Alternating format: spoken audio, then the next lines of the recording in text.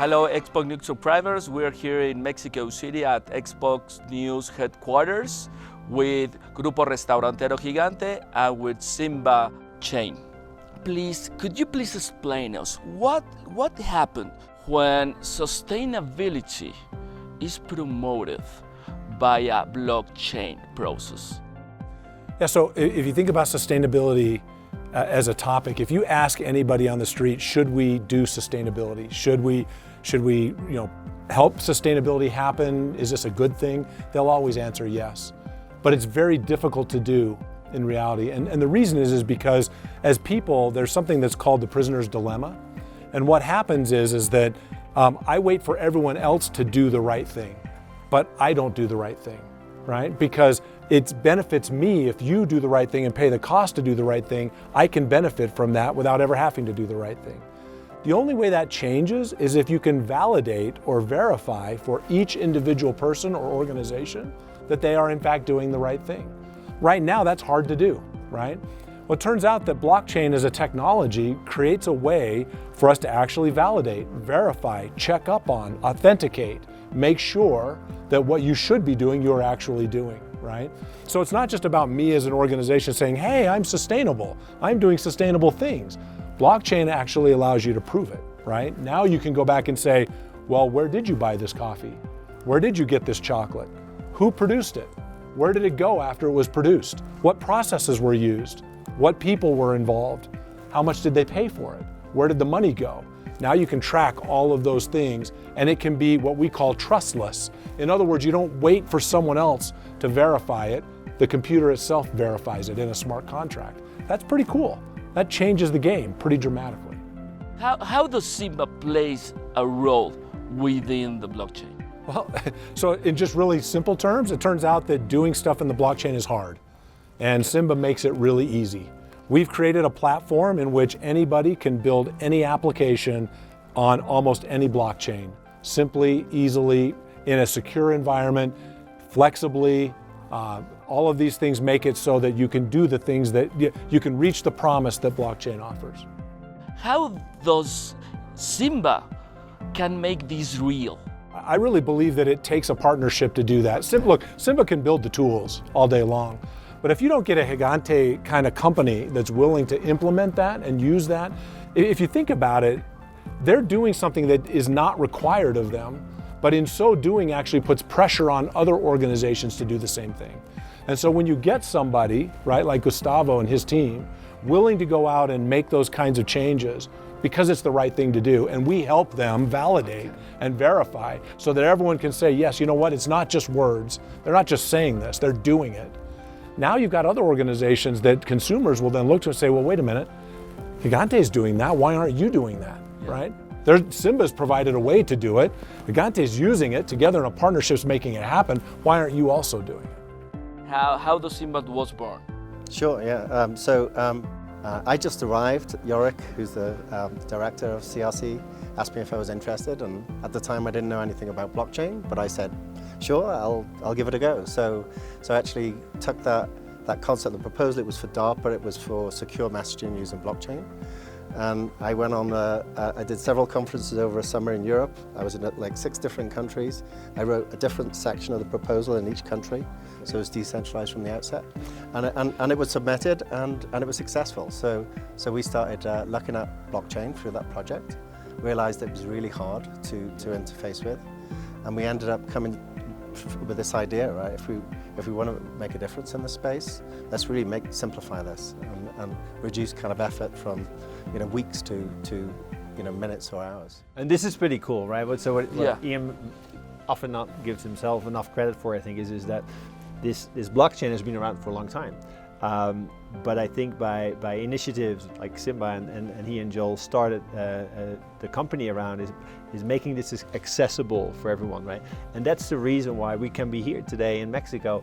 Yesterday, being in the field with people that actually growing coffee, and even they can start basically tracking all the great work they do on a blockchain. But in sort of the traditional way and how it's done, that sort of gets lost, because if I'm not able to trace that all the way back from the farmer and ensure every step of the way that quality is ensured, then that becomes sort of meaningless, right? And what we are actually able to do is by putting this on a blockchain, which is basically a system of records, where every step in this supply chain is tracked and is visible to everyone who's part of the blockchain.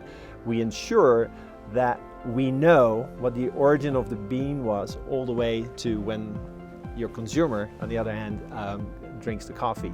And that's just the beautiful blockchain, right? So it's a system of record that cannot be hacked and can actually withstand the fraud of these steps in a way. And we found out some great ways actually to make sure that that bean that goes in the bag is actually the bean that all the way comes up at the coffee shop. Yeah.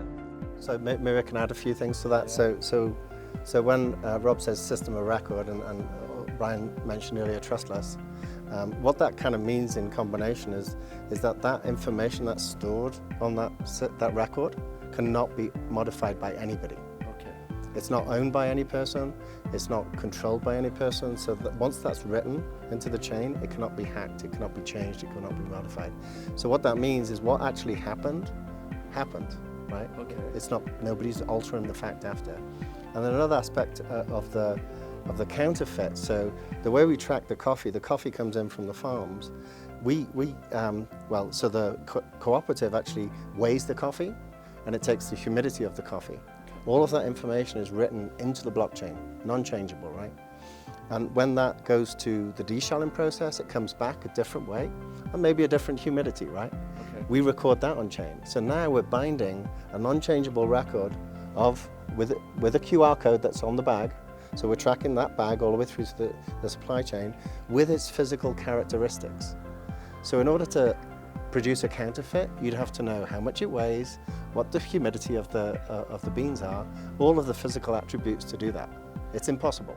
But again, to this point, think about any counterfeiting problem in the world right now, right? If you could understand as you go through the supply chain where things are, what changes, what those physical characteristics are, you change a lot of very important things, right? One of the reasons why systems are not accurate is because they're too complicated. Okay. And I think rolling back to the SIMBA idea, SIMBA stands for Simplified Blockchain Applications, right?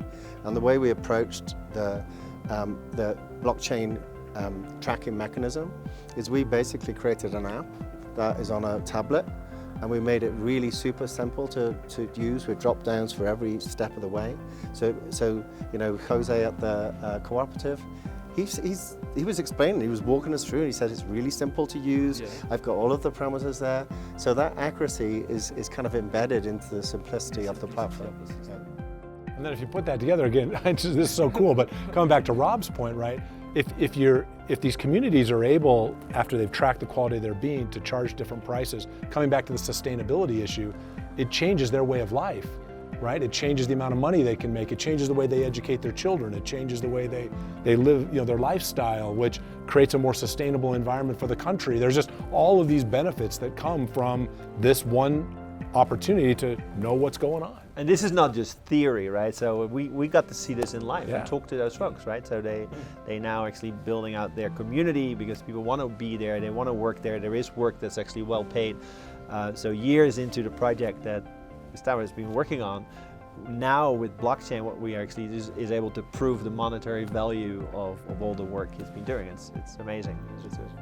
And it's so easy to understand for people that we don't have the computer science background. And they make it so simple that it was very easy to train the small producers that some of them hardly speak Spanish. So Jose, the coffee leader of this cooperative in the mountains of Tacana in Chiapas, in the border with Guatemala, he was the training guy for all the rest of the small producers. And it was so easy to understand. At the beginning, of course, they were a little bit afraid about the technology, but now it's so easy to them. I mean, the encryption part, the encryption is to do with the signatures on the transactions. Okay. And what that means is every transaction that goes on the blockchain is digitally signed by the person who put it there. So in other words, the person at the cooperative that receives the beans, they're digitally signing that transaction, so you know exactly who put the transaction there. He or she validates in the operation. And with that validation, you know exactly that the producer is validating all the information that goes in the system. So from the beginning, it's validated. So there's two views we're imagining. One is a customer view. So a person walks into a restaurant, a Toks restaurant, they buy a cup of coffee, they have an app on their phone, and they open the app, and the app knows where they are, and it tells them what the coffee is of the day. And they can click on that coffee, and they can pull up information about the farm, they can see photos of the community, they can read about the community and understand, what is their history, what are they doing. So that's one aspect of it, and integrated into that app, we might, in the future, provide a mechanism for a customer to tip the farmer directly. Okay. So providing direct sustainability. Like a donation Yeah, for the producer? A little crowdsourcing. Oh, you're crowdsourcing. Oh, Yeah. that's another nice concept to to develop with a blockchain system. And the customer will know exactly the name of the producer and the family that gets it, and specific. So they're going to have a cappuccino or a latte or a regular coffee, and they will know exactly who produces, when, type of plant, quality, when it was transported, all the process to the cup. It's now going to be impossible to hide for corporations. They're setting an example where everything is now visible, right? It's transparent. It's transparency. Sustainability and transparency have to go hand in hand. You can't have sustainability without transparency. So now, if I'm the consumer, I'm going to start to demand transparency. You can't just tell me, oh, I'm sustainable. You're like, show me, prove it to me. Show me the steps, show me where it comes from, show me where it was used and produced, and all those different things, right? So social justice now means that the people who are doing the work, who own the land, who have the plants, are going to be remunerated justly, right? They're going to get what they should get, not what they've been getting. And by the way, the world doesn't pay you what you deserve, right? It pays you what you have the power to extract. And in this case, they've been powerless. These people in Chiapas are powerless. But you're giving them the power through the transparency. That's going to change the economic system. That's going to make sustainability for them and their families and their communities a real possibility. What about the results at this very moment? We started 2 years ago. Now we are moving on. We implement the blockchain system. Some results so far? We started with the harvest season that was in 2020, 2021. Now all this information is on the system.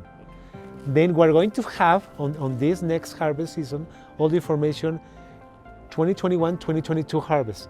So we are going to be able to compare qualities, productivity, and many other things related to the coffee plants. And after that, we are going to track how the producer is behaving in quality, quantity, and the days they deliver.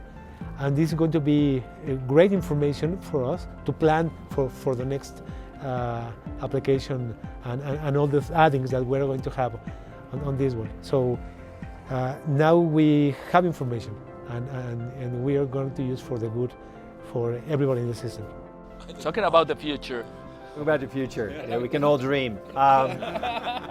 Well, so I mean, any of us here would be illusion to think that we know exactly what's going to happen with blockchain and where it's going to take. I personally think, and that's why we're in this business, I think probably all of us, is that this is going to be life-changing. And the reason why we are here, the executive team of SIMBA, is that we think these are the examples that are actually going to change the world. This is truly revolutionary, right? So we use that word in technology all the time. This is actually really revolutionary. It's like people that had no power are getting a lot of power all of a sudden. And I want to give huge credit on that also, on the Toks folks, because they sort of been sitting in between. But the biggest beneficiaries of this is going to be, on one hand, the farmers, and on the other hand, the consumers, right?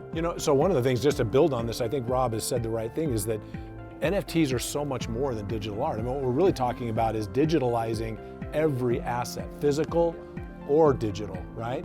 It could be cars, it could be airplane parts, it could be coffee beans, it could be anything, right? And we talk about this transformation, this big revolution, as a Web 3. So if you think about Web 1, Web 2, and what those might mean, this is This is going to transform completely the way we use the internet, the way we think about computers, the way they manage our lives.